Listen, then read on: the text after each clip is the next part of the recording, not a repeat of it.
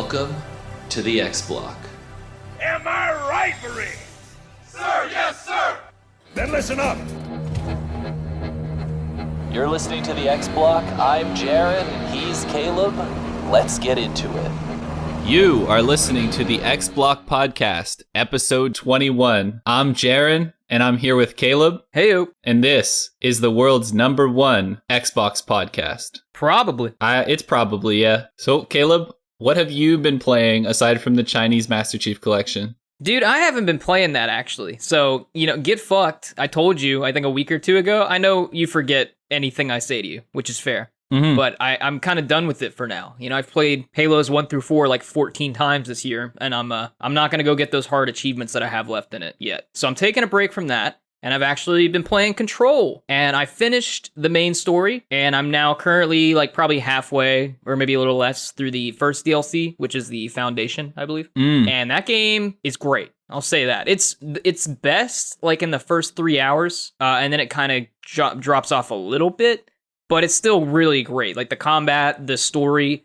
It's one of the few games, where it has like a lot of the storytelling is in the consequential storytelling is actually done in like all the documents and videos you gather along the way. And it's one of the few games that I've actually like sat there and I've probably read I've read every document, I think, in the game. I think I've found like everything. I meticulously searched for them, and I probably read like an hour and a half just spent in the menus reading documents. And it's all just like super interesting. And Remedy still out there making great games. And what I didn't know is that the AWE DLC like directly ties into Alan Wake. Like I knew that Alan Wake was like mentioned in the game, right? But I didn't know that like the last DLC is like a whole kind of like Alan Wake thing. And how I went back and read this IGN article from November 2020 where it talks about the Remedy connected universe with Quantum Break and Alan Wake and Control. And it's like, I don't know, it's quite a few pages long. And I was like, holy shit, dude, like this is crazy. They actually have like a really cool universe with like Alan Wake and Control and shit. So I'm excited for actually Control 2 and the next Alan Wake game, which I'm pretty sure they're making now. Yeah, they somehow started like a universe. Yeah, like, I don't know. They've been planning it like at least since, I think, Alan Wake's American Nightmare. They actually mentioned that apparently, like that comes up. That's actually somewhat integral to the plot. And like the what do you call it? The faux Alan Wake that like it isn't trapped in the darkness at the end of Alan Wake. He like comes out. I don't know. It's like a whole thing, dude. You gotta go read about it. For those of you who don't know, just go look it up and read about it. But Control is a great game. It's still fun. I'm at 1,075 out of 1,390 gamer score. So there you go. That's pretty much all I've been playing, actually. Okay, all right. I've also been playing Control my bowel movements. Okay. Hasn't been working. Yeah, you've been sick, and we actually had to delay the podcast recording for like an hour. Or not like an hour, a day. I don't know, I'm tired. Don't worry about it. But we had to delay it for a day because you were pooping, right? You were pooping your pants? Yep. Not my pants. Yeah. I made it every time so far. Okay, good. All right. So far. Fingers crossed. And so have you been playing anything for like this week? The only thing I played was Train Simulator World, and we're going to be reviewing that later in the podcast. Yeah, I forgot to say I've been playing that as well. That's it.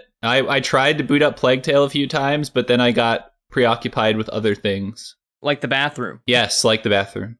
Okay, so speaking of your illness and us delaying this episode, I assume you have some announcements relating to the podcast in the next few weeks? Oh, yes. The next few weeks, I will be in Vancouver, hopefully able to control my bowel movements.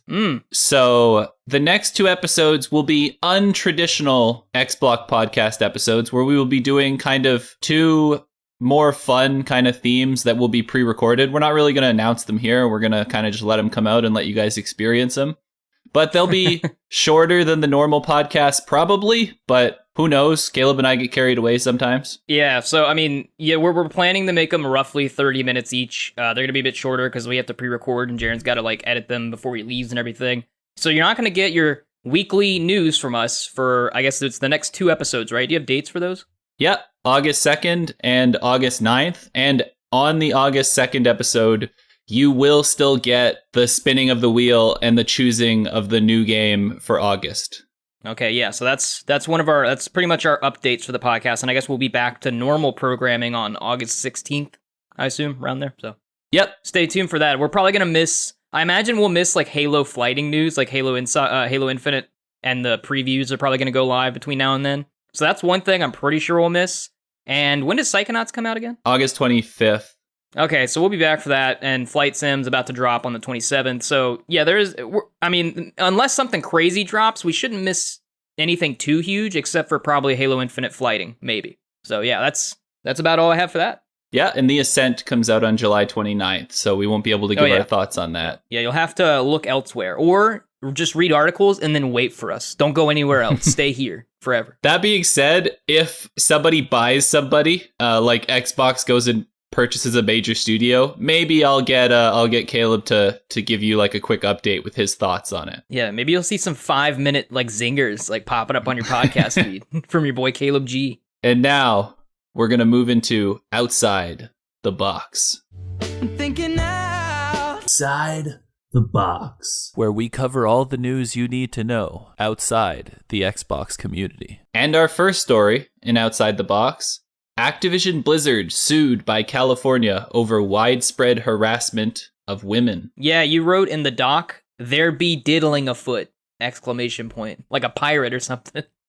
But this story, well, that was funny. This story actually isn't funny, but it comes from it's the big news story making the rounds in the past week. And I think didn't IGN do the initial expose or like a report on it? That well, I'll let you go ahead and give the news. Bloomberg reports that the suit, filed on July 20th, is the culmination of a 2-year investigation into the publisher by the department. I'm assuming the department they refer to is the DFEH. Yeah, the Department of Fair Employment and Housing. And this article, by the way, is written by Luke Plunkett over at Kotaku. And we usually don't use Kotaku's news because we don't really like them. But this time they do a good job summarizing kind of what is going on here. So this has been the culmination of that 2-year investigation, which says that Activision Blizzard's compliance with California's board workplace protections is long overdue. To enforce such compliance, the case says, DFEH brings this government enforcement action seeking to remedy, prevent, and deter Activision Blizzard's violations of states' civil rights and equal pay laws. Yeah, so again, 2-year investigation into Activision Blizzard. The state of California is suing them for, what they call, I think IGN reported it, or maybe Bloomberg, whichever one, as frat boy culture, and a quote, breeding ground for harassment and discrimination against women, end quote. So there's a lot that goes into this. Jared, do you want to like highlight some of the instances, or do you want to let me? I don't really care if you think you got it.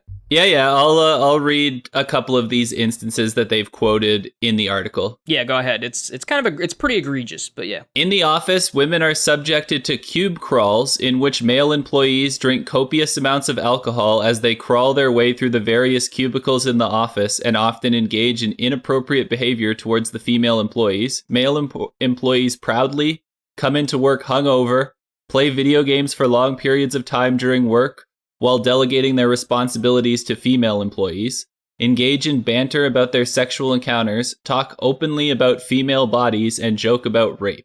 Yeah, and then there's more that goes on to say that female employees there are apparently subjected to constant sexual harassment in some instances, and face many unwanted sexual comments and advances, including groping during the cube crawls. And there was one tragic example. I'm not sure exactly how it's related, but there was a female employee apparently who committed suicide during a business trip, and she was in a relationship with a male supervisor who brought butt plugs and lubricant with him on the trip. And I'm not sure, I don't remember if this is related to that, but Jaren mentioned just something to me when we were talking about, they were passing around this, I don't know if this person or some other person were passing around images of a woman's private parts. Is that accurate? Yeah, that's what I had seen over some of the excerpts of the investigation that had been posted on Twitter. Yeah, so then some other female employees were apparently treated negatively due to their pregnancies and their like maternity leave things, where women were kind of reprimanded for not getting work done during maternity leave in some capacity. One woman was actually like, she had to write a bunch of stuff whenever she had to miss work for some particular thing, whereas others didn't. Many women were passed over apparently for pay increases, as well as promotions, whereas some of their male counterparts had been there for a shorter time, whatever. I'm not sure if all those instances are actually the same, or whether some of them are like, well, maybe this person was a better worker than you, or like a better asset to the company. I don't know.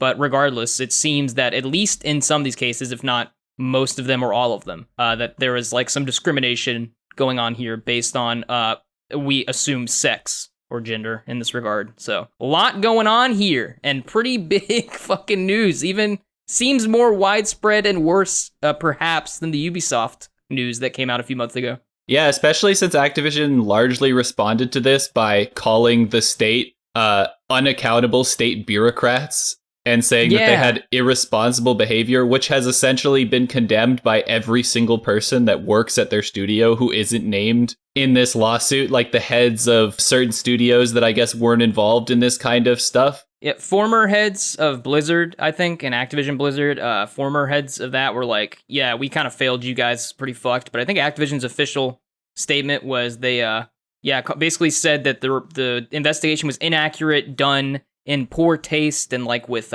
not appropriately, and wasn't in, quote, good faith, end quote. And basically they were just like, they don't like how it was handled, and they're like, this is why businesses are leaving California, literally in their statement. And you're like, what the fuck? Yeah, could you imagine if the government accused you because a woman committed suicide because of stuff that was done to her in the workplace, and you said allegedly, and then you said, yo, this is why businesses are leaving California. Yeah, and it's crazy, dude. And so yeah, that's kind of Activision's whole thing. They're I guess they're gonna, I don't know how this is gonna play out in court. They're getting sued. I don't know how all this goes. I'm not a lawyer. You're gonna have to go to like Hogue Law on YouTube, Richard Hogue, who would probably, I don't know if he's done a video on this already. Yeah, he did, I saw. Okay, I haven't seen it yet, so that's good. He probably has a lot more information for you there on this whole thing, but it's pretty, everyone's kind of, it's not like a he said, she said thing where you can, try to take, accusations seriously, but still be like, well, I wasn't there and I don't know, and this person's saying this, so I don't know if it happened. This is like the product of a 2-year investigation, and the state is confident enough to sue them. And you're like, well, this seems pretty this is substantial. Yeah, Activision definitely seems like they're in the wrong here, and all of their employees are kind of angry with them based on how they've handled responding to it. So I doubt that will make stuff less tense going forward. Yeah, it's pretty crazy. I don't know, like Screen Rant, who's the company that I do freelance news writing for, they've decided to like stop doing previews, I think, and reviews, and I think guides maybe, I'm not sure, for Activision Blizzard games for the time being.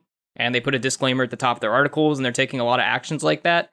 I'm not sure about any other video game video game media entities that are doing things like that. Maybe they are, and I haven't heard of it. But Screen Rant is at least taking some form of like, yo, fuck these people. I'd be shocked if IGN had the balls to do that. Yeah, I don't know if they have or haven't, or what they've talked about or anything. I just know because I'm part of Screen Rant. But yeah, it's pretty fucked up. Like even seeming like to a greater degree than the Ubisoft thing, which is crazy.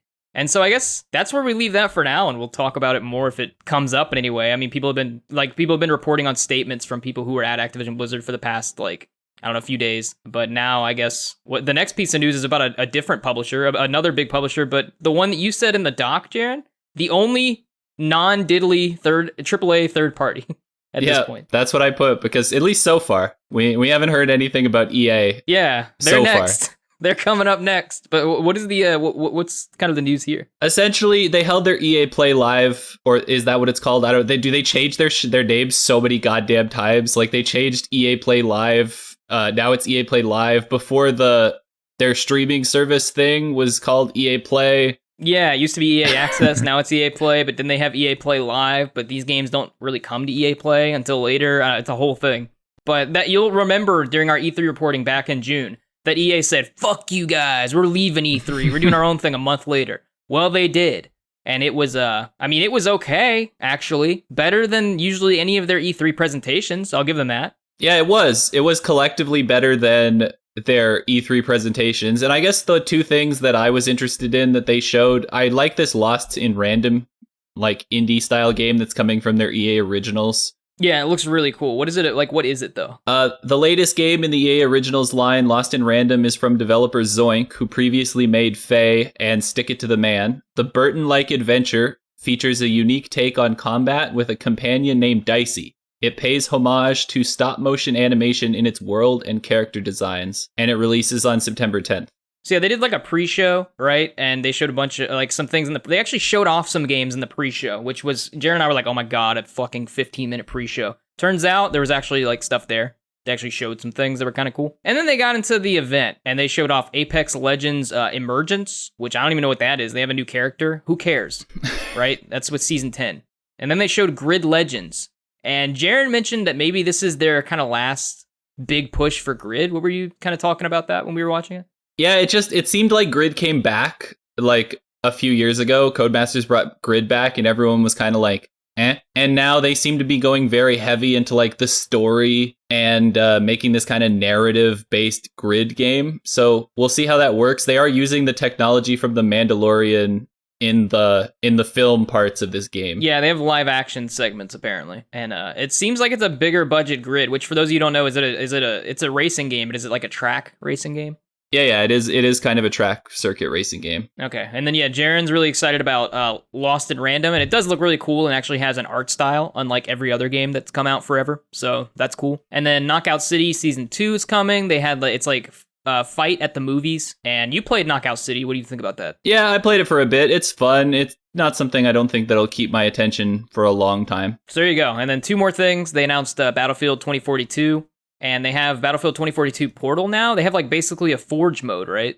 And kind of like a creation mode in Battlefield 2042. Yeah, they're adding this like creation thing. Yeah, like Forge, where you can add all these like crazy game types in and you can play on older maps from Bad Company 2 and Battlefield 3. Yeah, they showed more stuff from that game. Jaren and I aren't interested because it's going to be a $60 game that is multiplayer only when Halo Infinite's going to be free and every other game's going to be coming out. So, maybe we'll play it when it comes to EA Play, but I'm not paying for it. So, don't really care.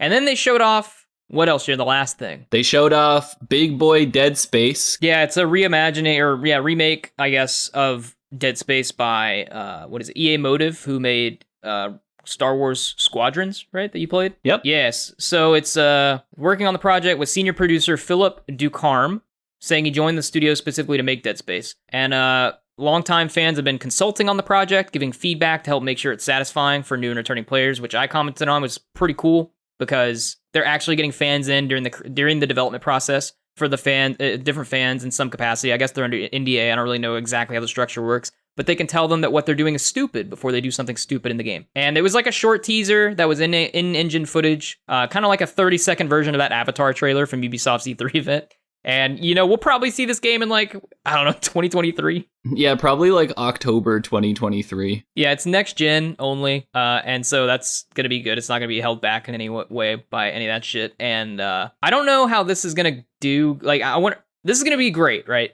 But also you have Glenn Schofield, who is the Dead Space creative director. He was working on, or not creative director, co-creator, rather, of Dead Space.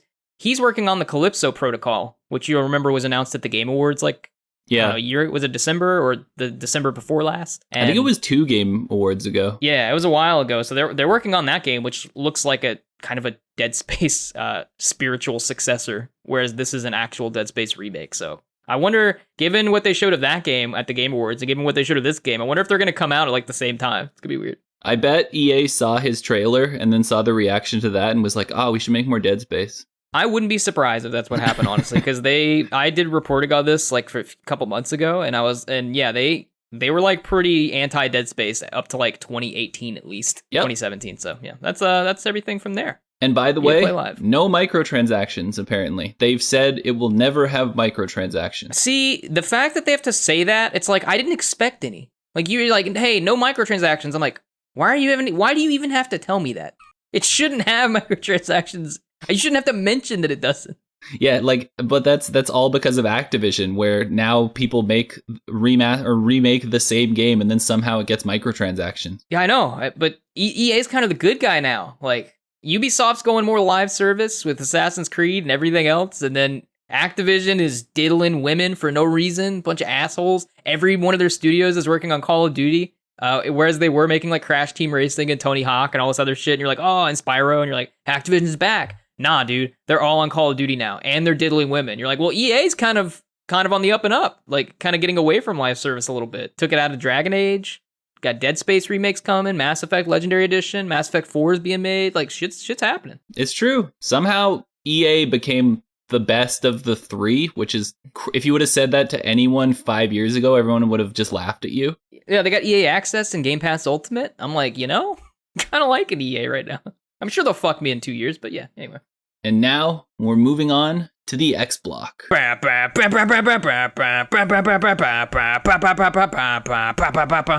Oh my god, we gotta get an automated system for this, Jim. I know you just want to torture me, but it's like, I've got to do it every week. The first on the docket, LinkedIn leaks. Whip. It looks like Xbox's Gears of War studio is working on something new. And we've already kind of briefly talked about this before, I feel like, that they are working on a new IP, which has been It was leaked. hinted at. Yeah, Jeff Grubb kind of threw it out there a while ago that they were working on a new IP, and now this LinkedIn post seems to confirm it.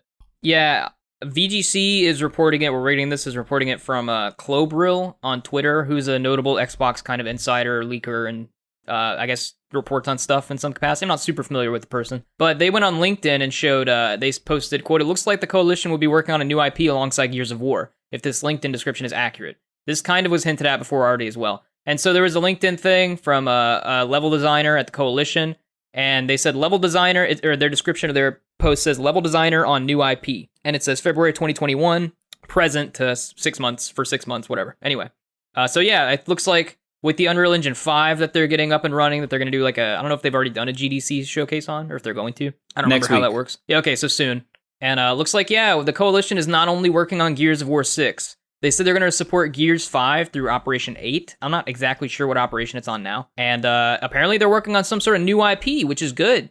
So I guess they're splitting into 2 teams, or they have like a very small part of their team working on this new IP while they work on Gears of War, or maybe the new IP is coming first, but I'm not sure. It's interesting though. Yeah, we're definitely looking forward to. I like what the Coalition has done with Gears, especially as not being the biggest fan of Gears. Yeah, me either. I wasn't the biggest fan of Gears. I thought Gears 4 felt all right, but it was pretty bad in terms of enemy design and the campaign and level design. I'm not sure about the multiplayer. I'm not really a big Gears multiplayer guy. I just play the campaigns. I played the multiplayer a bit, but I don't really care.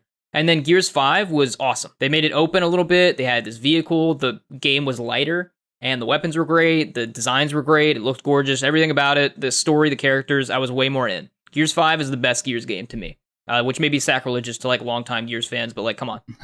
So if they get this combat level design, whatever, I don't know if it's going to be a third-person shooter that they're working on too, like Gears, but whatever their new IP is, at this point, not knowing anything about it, I'm somewhat excited. Yeah, you got Playground Games making Fable. Everyone's switching it up. Who knows? Maybe Gears is making maybe the Coalition's making the next Forza. Well, yeah. Well, it's a new IP, right? So it's not going to be anything that's true. They've made before. Yeah. Next up, Psychonauts 2's Tim Schafer reflects on life under Microsoft, and essentially the big takeaway that I've seen quoted from this is that Microsoft allowed them to make this game bigger than they could have made it if they had made it on their own. And one quote he says is, "Not having to worry about budget constraints." Schafer added that the studio was free to focus on finishing its latest game to a level that it was satisfied with, making certain that a sufficient amount of polish was applied, and insert boss fights that had been previously cut back in the product.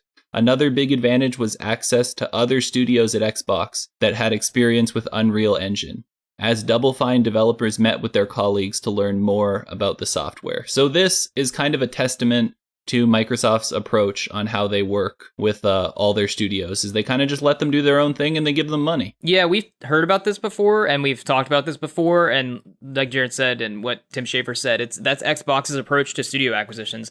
They keep more of a, at least at this point, because we've talked about before also that like studio heads and visions for companies can change over time. So whether it'll stay like this forever remains to be seen. But with the current leadership and how it's currently operating, Xbox like buys people, and they're just like, yeah, we own you now, and like we make the profits and everything, and we publish you where we want. But otherwise, what they do is they give them creative freedom to work on what they want to work on, it seems, just like letting the Ninja Theory people finish, what was that, Bleeding Edge? Yep. And things like that. There was another game like that too. I think Grounded, which is what Obsidian was working on, was something they wanted to do to begin with. So they seem to just let studios work on what they're working on, like what they want to, and then they just give them money. And they're like, hey, if you need any new PCs or like you need to hire a few more people, like come hit us up, and we're the bank. And that's what Tim Schafer said, where he's like, yeah, we don't have to worry about the studio closing in 3 months, like anymore. We just kind of get to worry about the game, and we get to put things in that we would have had to cut because there's money that we get that we wouldn't have had otherwise. And they have access to like other studios, like Jaren said, with the getting tips on how to use an engine and things. And so it all just makes the game better. And otherwise, Microsoft's just hands off. And they're even putting the game on PS5 and PS4 because the Kickstarter for Psychonauts 2 before they were bought, the agreement was that it would come to PlayStation. So Xbox, even though they don't have to, I don't think, is just like, fuck it. We'll put it on PlayStation. Who cares? And then their next games won't be. In other Psychonauts 2 news relating to what Caleb just mentioned, the game actually runs better on the Series S than it does on the PlayStation 5 because the PlayStation 5 version is the backwards compatible PS4 version because it was only the PS4 version that was promised in the Kickstarter. Yeah, it makes sense. Microsoft's like the good guy, but they're not going to go out of their way to make a perfectly polished PS5 next-gen version of Psychonauts 2. They're like, no, fuck that. We're putting the money back into the Xbox version, and we're still making the PlayStation version, but don't expect any, like, bells and whistles on it. You know, it's just gonna, like, you're getting your game, but we're not gonna, like, we're fulfilling our obligation to you, even though we didn't have to. Yeah, so if you want the best performance on a console, hop over to the Series X. Or the Series S, actually, turns out, for once. Yeah, they gave, like, specs, and it's going to be, like, in, like, I don't know, 1680 or some nonsense at 60 frames or something like that. Yep, 1620 on the Series S, 60 frames, or 1080p, 120 frames. On the Xbox Series X, 4K 60, or 1440p, 120. Yeah, so there you go. Those are your specs for Psychonauts 2. There you go. Now, moving on to our darling, our favorite son. If this kid walked in and his sister came in after, I would say, I like you better than your sister. Microsoft Flight Simulator will maintain a high standard even on Xbox Series S. Which is crazy, given how immaculate the game is and how much it's based on, because of the cloud technology, right? The Azure cloud technology is like actively streaming 2 petabytes of data to you at like every moment. Yeah. So, yeah. And apparently Xbox Series X and S both surprisingly maintain their 30 FPS performance targets in this person's initial hours, often exceeding expectations with their visuals. The two consoles have left me consistently in awe, delivering stellar experiences, especially for a title renowned as taxing on PC. That being said, after the newest Xbox versions have come out, the PC version has been patched, making it easier to run on PC. I guess they figured out how to put it on console, which then helped them optimize it on PC better. That's true. And real quick, Jaren didn't mention, but the preview build, so Matt Brown at Windows Central, he got a preview builds of the games to play them on Xbox Series X and S before they come out, when on, I think, the day after you're hearing this, if you're listening to this on Monday, so July 27th when they come out, he got preview builds and was able to like review them and post screenshots and stuff. And so that's how we got the information that the Series X version is great and isn't like the best version of the game like on PC, but at many points is still like super high end, and if not totally great. And then the Series S version, it is still, and like he says that it's like crazy still how well it runs the game, and it's actually pretty good. But you do get mixed results sometimes when you get to really high density population area or really high density like forest foliage and stuff, to where the game would drop from a steady 30 frames to like, I don't know, it'll drop frame rate a little bit. And the satellite imagery and stuff and the textures or whatever they have that they use to show the topography and all that, it kind of downgrades a bit, which makes sense given the scope of the game and the hardware. So you're going to it's still pretty great on Series S, just not like the best at all. And then Series X is great, and then PC is the best. So. Yeah. And I've heard rumors, I don't know if it's true because it doesn't seem like it was in this this build that they gave to Matt, or was it Matt Brown? Matt Brown. Yeah, Matt Brown. To Matt at Windows Central. But I have heard that the Xbox Series X has VRR, which lets the FPS move better. So sometimes you can get above 30 was what I had heard, but I'm not 100% sure if that's true. So don't take my word on that. And lastly, in Microsoft Flight Simulator related news, they have announced the official peripherals for the PC and the Xbox Series X. And there is a Thrustmaster flight kit, which has a joystick and this kind of like console looking thing with the throttles and all that kind of stuff, and a yoke and all that kind of thing. Fucking love eggs, dude. And then there's the Turtle Beach $350 Velocity 1 flight thing, which is, again, it looks like kind of the cockpit of a shitty plane. Like it's not like none of them hold a candle to a real simulator, but they're all like nice extensions. It's always something that is a little funny about like flight simulator controls is like when you buy a steering wheel or something attachment, like it's a steering wheel. You get a steering wheel and pedals. It's basically a car. But when they give you a plane thing, you kind of get like the 12 main buttons that you need and something to control the plane, and that's about it. Yeah, that makes sense, giving everything that goes into controlling, actively controlling a plane, I guess. But you're a big plane guy, so you know more about all this. Is it worth getting, do you think? I think to control the plane in an authentic way, it would be good to have like a joystick or even like throttle control or that kind of thing, because it doesn't involve you having to press a trigger. I assume that this will be handled somewhat like Train Simulator was handled, where you can like kind of select where you're putting stuff and you don't have to like constantly hold down the trigger to set it to a certain speed that you want. I assume you'll just be able to click on something and set it like you can in a plane. But it's definitely, if you want to like manually fly and you're flying like a Cessna or something, having one of these sticks would definitely be an advantage to having a controller. Okay, there you go. That's Jaren's review. And what are the prices for this? The Turtle Beach one is $350. The entire kit from Thrustmaster is $200, and if you want just the joystick, that's $90, and the pedals are $130. Okay, there you go. That's, I assume, US. So anybody looking into that, that's Jaren's kind of general thoughts on whether you should get that or not for Flight Sim, which is coming out July 27th. So get hype on consoles. And if you're used to a car, I believe the pedals have nothing to do with the speed. So if you guys are buying pedals... I have no idea what the pedals are for, dude. Somebody can be flying into the ground. Like, why isn't it going? They control, I believe, the rudders on the plane. The throttle is what controls the speed. Yeah, fucking dork. All right, and now moving on to the last piece of news in the X block. We're talking about more titles coming to Game Pass. Hell yeah. Now, coming to Game Pass, July 20th, so already will have come by the time this episode comes out. Battlefield 5 will be in the cloud, and Chris Tales. That is Chris Tales? Fucking Chris Tales? Is that a real game? It's CRIS, so I'm guessing it's Chris. Dude, I want a game that's just the tales of a guy named Chris. Like, that sounds awesome. That sounds like a great game. Already also come out July 22nd, Atomic Crops, Rage, an ancient epic. I heard that game was good. Last Stop, mixed reviews on that, but I believe it has a 71 on Metacritic right now. July 26th, Blinks, The Time Sweeper.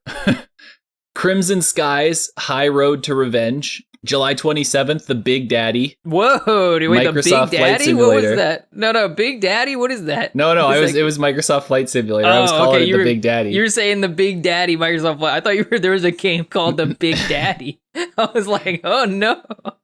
And then July 29th, so while I'm gone, Lethal League Blaze, Omno, Project Wingman, and The Ascent, which is the big one there. The Ascent's the big one. Is that everything? Yeah, leaving on July 31st is It Lurks Below, The Tourist. So if you want to grab some easy achievements, The Tourist is a easy 1,000. And Undermine. Okay, so on top of what Jaren said for the Game Pass stuff coming in, I think there's a game that I think is an Xbox exclusive. I'm not sure, but I think it is. And it's called Death's Door, and that's kind of making the rounds right now. Like, people are talking about it. Have you heard about that game? Yeah, I have heard about that game, and we're actually going to talk about it in the X Factor discussion. Oh, okay. All right, interesting. So, okay, if you're going to mention it there, then we'll just kind of go right into that. Yeah, hopping into the X Factor discussion, and the question today is, with Xbox's game development kits having been made free to download by Microsoft to smaller indie developers, this kind of brings me into the question of, will indies go on to be an actual difference maker for Xbox? And the reason that we're talking about this now is because of Death's Door coming out, which kind of has been lighting the community, I guess the gaming community, on fire, and everyone's been giving it high praise and saying it's a Game of the Year contender, which we'll see. But it is apparently made by two people. Yeah, which is crazy. I don't know much about it. I think it's sort of like apparently a hack and slash, but also some other type of game. I haven't looked too deeply into it. Yeah, I haven't looked too deeply into it, but it was a good jumping off point for us to talk about, like, with Microsoft kind of letting smaller indie developers develop their games for free, but then they do have to apply, obviously, to get on the Microsoft Store. But is this going to be something that continues to be an actual difference maker for Xbox, do you think? That, like, indie games that are made by smaller teams will come to Xbox and get this kind of praise? It's an interesting discussion because it depends on how you define difference maker, but this is part of a broader conversation of, you'll remember from audience from like a couple weeks ago, that whole discussion about PlayStation indies, a bunch of developers coming together to talk about how shit it is to be an indie studio trying to get a game on PlayStation or trying to get advertising or trying to get noticed in the store or anywhere on the PlayStation platform, and how Xbox and Nintendo to a degree are way better in that regard. And even you have co-hosts of hosts of PlayStation podcasts who publish games even saying like that's true, and that they're looking to like primarily develop for Xbox moving forward, even though they run a PlayStation podcast, which is crazy. So in that regard, it looks like Xbox and ID at Xbox is really drawing more people, more indies and more smaller developers to Xbox as at least the primary platform of development, as opposed to PlayStation, who used to be the indie platform of choice maybe in like the 2011 to like 2014, 15 era. And now they've kind of dropped the ball. And a lot of indie devs aren't happy, and there's a high barrier of entry for advertising all these things. So you have indies coming to Xbox more, and whether that'll play out to be like a difference maker for Xbox kind of remains to be seen, but you assume, at least in a small way, it will, right? Because if you have a game like Death's Door that makes it big on Xbox, and you have like people who play primarily indie games or like indie games, or if they can get it in Game Pass too, that's just one way to draw people to your ecosystem as opposed to PlayStation. But a lot of the indie teams, because they're small, oftentimes if they don't have some sort of exclusive deal, they want to put their game on as many platforms as possible, because that will make them more money and they need to survive. So you could say it will be a difference for Xbox. It's like, well, Nintendo's still a platform where indies like to publish a lot, and theoretically Nintendo's going to keep releasing consoles. Whether they'll be good or not, we'll see. But a lot of indie games come out on the Switch and whatever else is coming. So it seems like Xbox is being the place of preference to PlayStation. The big thing, though, is that PlayStation has more consoles out there, so you kind of, if you don't have an exclusive deal, it also, even though PlayStation sucks, you still want to be on PlayStation, right? Because that's like a lot of units. Like they sold 120 something million PlayStation 4s. So, and they're probably going to sell many millions of PS5s. I don't know. So it's people are going to, I don't know. What do you think? I'll just let you kind of go off on what I said. What do you think? Yeah, I pretty much agree with what you've said across the board. I think it might be a difference maker for Xbox because I have a feeling there might tend to be more exclusive deals. Like we saw this kind of exclusive deal with Death's Door. And I just want to briefly talk about Death's Door. I feel like I've seen like people that are kind of in the middle who don't really side with the platform, who have played it kind of being like, it's good, but it's not like this. I don't see the Game of the Year contender like everyone is talking about.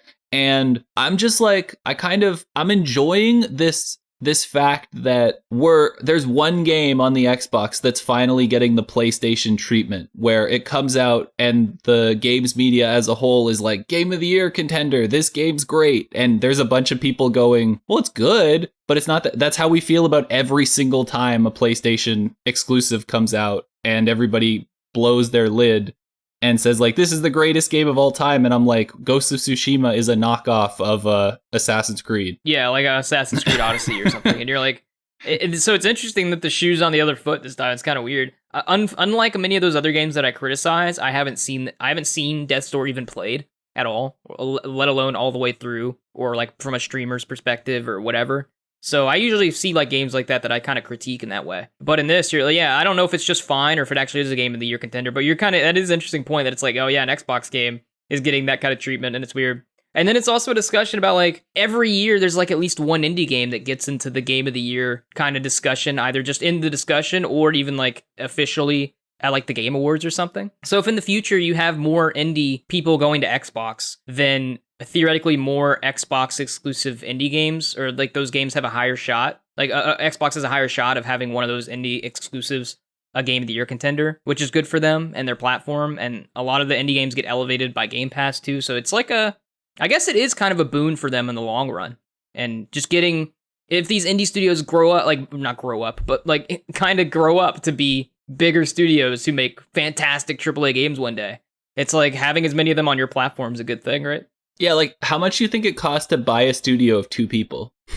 Yeah, that's a good point. We got to pay Matt and John for a year's salary. Okay, cool. Yeah, so that's like okay, we just pay these 2 guys. Like I assume indie studios will be where you far more get to see like Xbox spending money and getting kind of like exclusive deals in the future. And I like that they're actually giving it to small teams, not like a game that already cost $10 million to make that has 100 people working on it, and then PlayStation calls them an indie studio. Yeah, it's a big critique of Sony is that they're like indie games. And you're like, dude, a game with $1 million budget, like, yeah, that's an indie game or like a $2 million budget, but that's not on the same tier as 3 guys working on $80,000 max to make their game. Yeah, so there you go. Hopefully an actual difference maker, but remains to be seen is kind of our take. Regardless, it's good that Xbox has apparently, not from our perspective because we don't know, but from their own mouths, a good kind of community and platform for indie games. Yeah, and now hopping over to the Game Pass or Play discussion.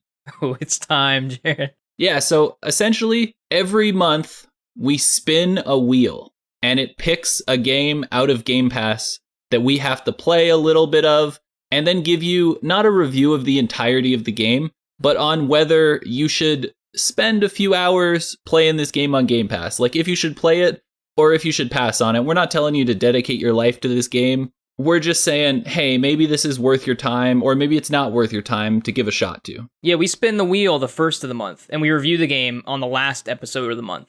Yep. Like we're doing now for July. And yeah, like Jaron said, it's whether you should. There's over 100 games on Game Pass, dude. How do you know which one to try out? Well, we're gonna tell you which ones you should pass on or which ones you should play. And this month, what game are we reviewing, Jaron?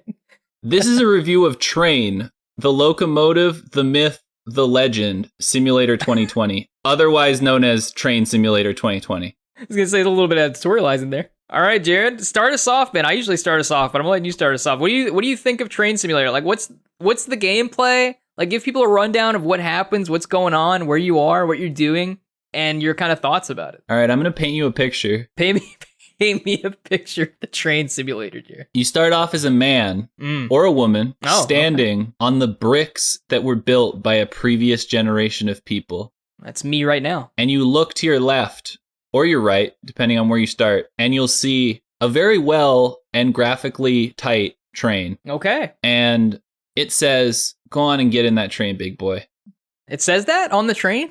And you walk over to the train and you climb inside and you're faced with a myriad of confusing controls. But the game's here to teach you how to play. And it does a decent job of teaching you how to play. Is there a female British woman speaking into your ear telling you how? I thought it was a man. Did you have a man? I had a woman. Yeah, I think mine was a man. Are you sure? I thought so. Mine was 100% a woman.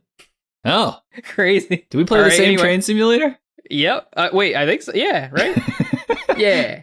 Continue. It's the one in Game Pass. Is it? No, yep. Which one did you play? I played the one in Game Pass, Train Simulator 2020. Yeah. Yeah, that's what I played. Yeah. Okay. All right. And okay, some British person, their gender is fluid, gives you a tutorial of how to drive a train, and then you go amongst adventures across European places as a train conductor. That's exciting, Jaron. Yeah, and I'm going to give you kind of my critiques of the game as a whole. So honestly, I started it up. I put on a podcast. I was quite enjoying my time with the train. The only thing that kind of confuses me is like there's weird like speed glitches if you happen to press the wrong thing. Like if you're going really fast and then you hit too much brake, for some reason your train just goes, nah, I'm not moving anymore. And then you have to restart the mission. Like, why can't I restart my train? Like I even turned it off and went back through all the steps of turning it back on again to make it go. And it's just like, nah, you stop me. I ain't moving. So real quick, by the way, the game is Train Sim World 2020, right? Yeah, that's right. Okay, because you put Train Simulator 2020. I was looking to make sure. But yeah, go ahead. Yeah. So did you have that issue where like if you hit the brake too early that your train would just stop and you couldn't make it move again? No, I didn't have that issue. Although I did go very fast and try to stop. This game is interesting. I loaded it up, right? I'll give you a little bit of my impressions. So you go to the main menu, right? And you have Train Sim World. And you're looking at the main menu kind of thing, and it has journeys.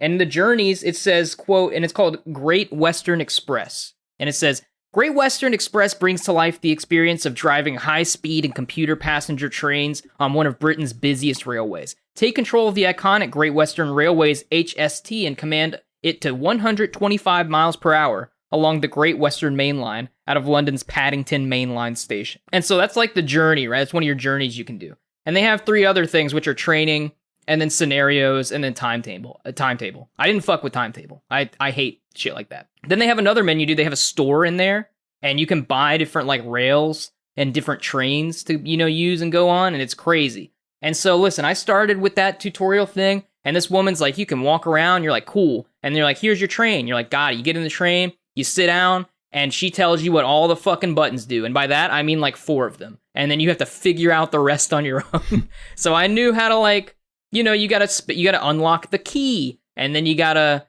start up your engine or some shit, and then you gotta put the reverse throttle into forward or something, and then you have to get the throttle, and then you can get it moving. But that's before you have to open all the doors and then load all the passengers. So it gets pretty in the nitty gritty, right? Dude, you didn't turn your battery on, so your train's not even on at this point. Shut up, dude. And then you have 30,000 others, because like I was the train conductor motherfucker, dude. I was in there. I had the fans blowing. I would just hold the horn. Like you get the horn and it's like you can go high or low. It's like or and I would just hold it, just as all the passengers were loading, But they never said anything, so they were pretty good passengers, right? And I would turn the windshield wipers on with the hands up, be like, "What?" Like we're going, And then they'd be like, the British lady would be like, slowly turn the throttle up to 1 speed. And you're like, got it. Fuck into 10 immediately. Gone. Like, we're taking off in this train, dude. And then it'll be like, you're way over the speed limit. You're way over the speed limit. I'm like, I don't care. And then they're like, stop. You have to decrease your speed here and stop in the next 500 yards. And I did that a few times where I was like, okay, can I stop? And you get like a grade at the end. It gives you award points, and it grades you on how well you stop in the right area. And you're like, okay, well, this is really fucking boring. And so you get to the point where you're like, I'm just going to barrel through this place. And you try barreling through, and instead it's like, Call of Duty fucking Captain Price or Gaz pops up, and he's like, mission failed, we'll get him next time. And you're like, wait, I just wanted to like roll my train through. Like, why doesn't it let me? Did you experience that where like the game wouldn't let you do certain things you wanted to do because you broke the sim? Oh no, that was the only part where I broke the sim, because I largely played within the confines of the rules. I was like, I will be a train conductor. I tried that for a while, and I was really bored. See, I had the podcast going for me, so I was using it as my relaxing podcast game, so I was relatively enjoying it, and I actually probably would have given it a play, but the fact that you bring the train, if the train like stops for some reason, or it's weird, like if you put all the brakes on to get it to brake, and then you take them off because you need to like slow down quickly in like a section for the speed limit. Yeah. If you put on all the brakes and then you take them off to go back throttle again, it just continues decreasing in speed until it stops. And then you don't fail. It just sits there. And you're like, all right, why won't you move? And I'm like, okay, move. Is that something you didn't know, or is that something that's like that you didn't know what to do with the train, or was it like a glitch, or what is that? I don't know, because I tried rebooting my train, like turning it off and turning it back on again and doing all that kind of thing and putting my speed. I'm like, I feel like if I was driving a real train, even if it stopped, that if I pressed the throttle again, it would go. You would think so. Yeah, and that's a weird part of it where sometimes you would get stuck, and I got stuck in a few ways where I tried pressing everything and like doing everything, and no one was explaining to me what I needed to do, even though I'd been through the tutorial, so I knew what I needed to do in certain instances. And also, each of the trains are different. There's like a lot of different trains. So you'll get into one train, and you'll know what's going on. You get into the other train, you're like, oh, you moved all my buttons. Like, oh no, I don't know where any of these buttons are. And so like it takes you a minute to try it on, get the train on and stuff. And there are other problems with this game besides what are either bugs or the game not telling you what you need to do properly or being able to get a hint. And that is that I assume you noticed, Jaren, that things don't render in front of you properly, right? Like the things only render, you'll see down a track and you're like, oh, this is pretty beautiful. And then you notice that stuff's only rendering well like 17 feet in front of you, and everything else like renders in as you approach and shit. You notice that? I didn't. But yeah, maybe it was just because I spent most of my time looking at my controls to try to figure out what the hell was going on. Maybe like I give it a pass a bit because it's a dovetail game. So, and they're still a big kind of sports and sim people, but it's not fucking Activision giving them $300 million to make a train sim. But for a game that's kind of supposed to be atmospheric and about the scenery and the train and really being in that seat, you're like, well, this kind of takes away from the experience a bit. Like, why isn't that rendering in right? That's kind of disappointing.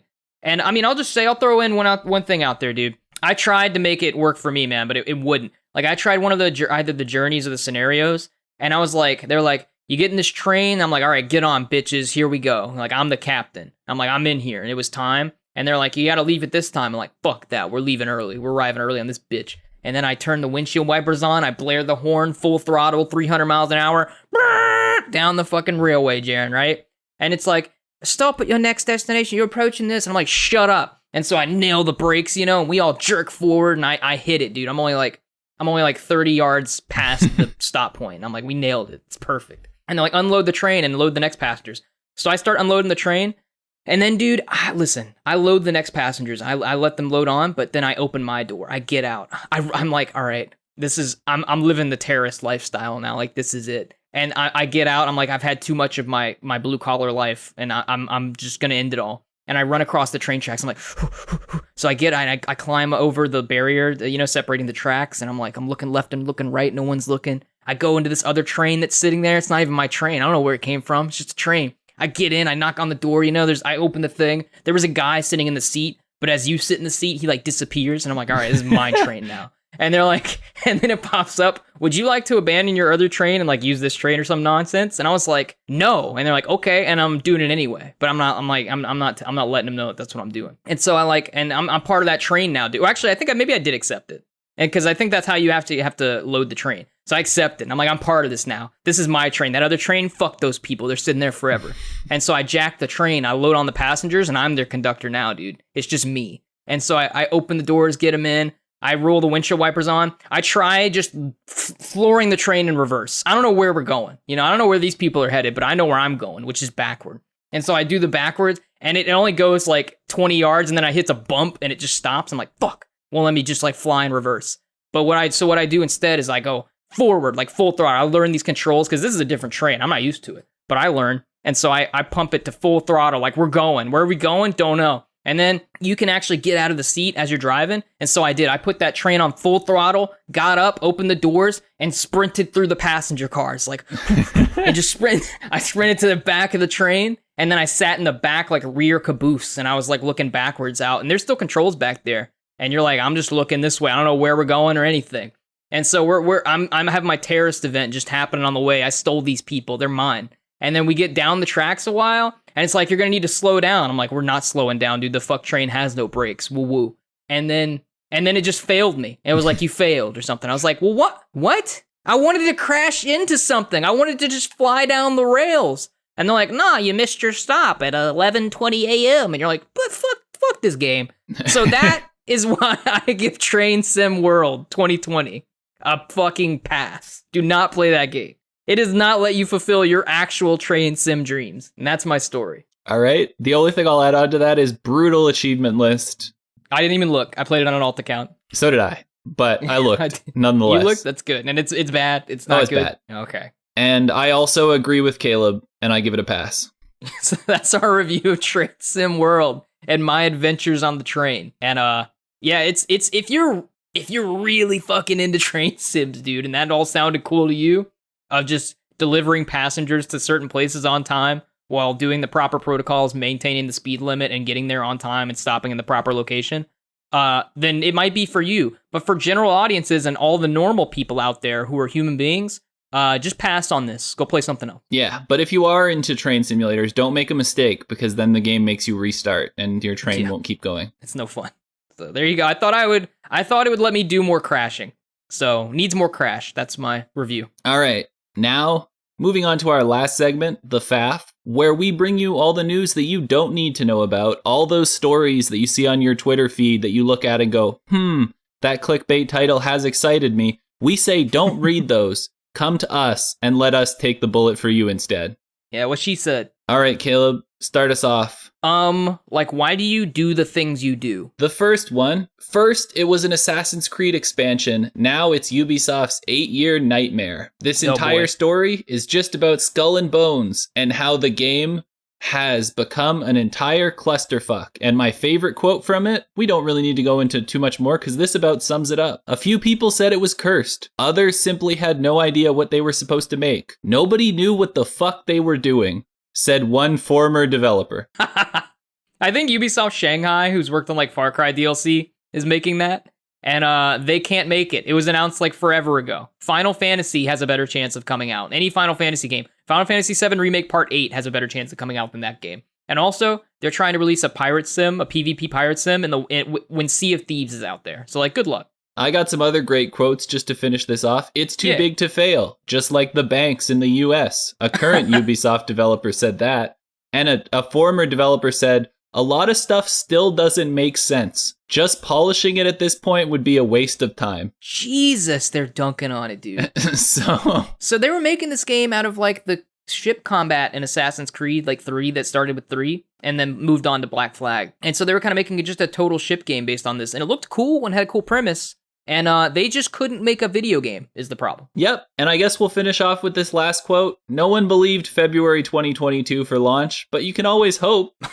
Dude, these quotes are awesome. Where'd you get these from? They're from Kotaku. Oh, Kotaku had good news there. Those were some funny quotes. I like that. All right. Next up from the same thing. Ubisoft is shutting down Tom Clancy's Elite Squad after just a year. So that mobile game that they announced that they put Sam Fisher in because they knew that it would get you to play. Turns out it didn't get you to play. No, it's as dead as Tom Clancy himself. Yep. And also, one thing that they did, they even used a Sam Fisher image for this. They even revealed it as Ubisoft says it will reveal a brand new Tom Clancy game on Monday. Well, that game turned out just to be a knockoff Call of Duty clone called X Defiant.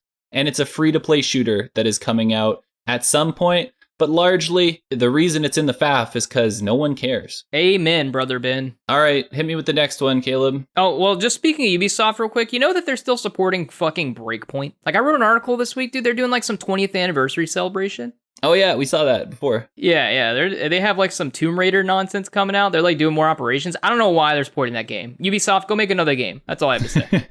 The next part of the FAF is you wrote Sackboy becomes a communist. Tencent will buy Sackboy developer Sumo in a $1.27 billion deal. Jesus Christ. Yeah, we got the Chinese authoritarian regime who holds Muslims in concentration camps and suppresses, voters and disappears people. They got another leg in the video game industry. But I guess if you're gonna let a Chinese gaming giant buy your company, you can overcharge them by, I'd say, $1 billion. I would say Sumo is probably only worth $270 million. The market value, I think they said in the report in some capacity, it was like that they were bought for like 47% over market value. Something like that. It's something in the 40s. 40-something% over what they were valued at. Yeah, so that's crazy. Yeah, I mean, that's good for you, Tencent. Way to slowly take over the world. All right, Caleb, hit me with the next one. You hit my car. No, I didn't. Yes, you did. I didn't, but I'll fix it. Amazon finds no connection between New World Beta and bricked RTX 3090 graphics cards. Issues a fix anyway. Okay, so it's kind of like admitting blame, right? They said, we have no proof. People said, no, it's totally bricking our graphics cards. And they said, but then they fixed it. Okay, I'm just speaking of bricking things. Apparently PS5 rest mode, by the way, is causing issues with people. So that's a total non sequitur, but I just thought I'd throw it in the fact. All right, Caleb, hit me with the last one. Quick quips. You can test drive a new Ferrari in Fortnite. Me? Mm-hmm. How? Actually, literally, I'm actually curious. You got me. How? I have no fucking idea. I didn't read the story. I just liked the headline. We got Fortnite in the tags though, Jaren. Am I right? It's true. Yeah. I don't know who plays Fortnite that they're advertising this $321,000 car to though. Okay. And the last quick quip, there was only 2 this time. I'm going to take this one because I'm going to draw the heat for it.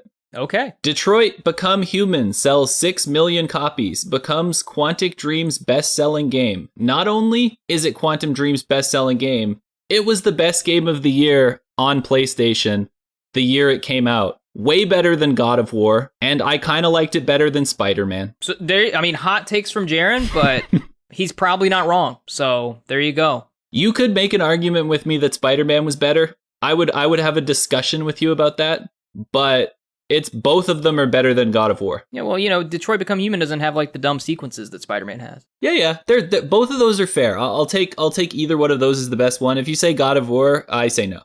Just not even start. Non-starter with you. And that is the end of the X Block Podcast, episode 21. Yeah, a little shorter this week because Jaren's not feeling well, or at least we're trying. It's still about the same length as always. Okay, well, we had, I guess we did have Game Pass or Play. So yeah, so we did a good job of shorting it up in general. If you would like to hear this podcast outside of the normal places that you listen to it, it is on Spotify, it is on Google Podcasts, it is on Apple Podcasts, it is on Overcast, and it is on pretty much any other place that you can find it. And it is also on YouTube. You just got to look up the X Block Podcast. If you'd like to follow us somewhere, you can head over to Twitter at XBlock Podcast. You can head over to Instagram at XBlock Podcast. Those are our main two for now. And Caleb is going to tell you about our Patreon. Patreon.com/XBlock Podcast. Dude, roll over there and give us a few bucks, please, so that we can buy me a new mic. And it'll be dope. I already got some stuff for, like, I got a new chair for my desk that I need to set up here soon. So that's one thing, because this chair right now is literally dead. Like, there's no support. I've had it for years, uncomfortable. But I need a new mic for the podcast. So please, patreon.com/XBlock Podcast, and throw us a few smackaroons, or 3,000 smackaroons if you prefer. And like Jaren said, do follow us on Twitter over there at XBlock Podcasts. Subscribe on YouTube. Just look up the XBlock Podcast, and leave us nice reviews on podcast services. We appreciate it. We've had a little bit of an increase in viewership over the since the last episode. It's kind of cool. Yep. But yeah, go leave us positive reviews and share us with your friends. Yeah, make sure you tell all of your friends. And like we always say, tell your mom, tell your dad, tell your grandma, and hell, tell your dog. Apparently lots of dogs listened this week because our numbers went up after we acknowledged our dog audience. Yeah, we did bark at the end. I remember that. But listen, yeah, if your friend is just about to, just end it all, make sure you tell them to listen to the X Block Podcast first. X Block out. Thanks for listening to the X Block. New episodes every Monday at 5 a.m. Oh, I was drinking coffee.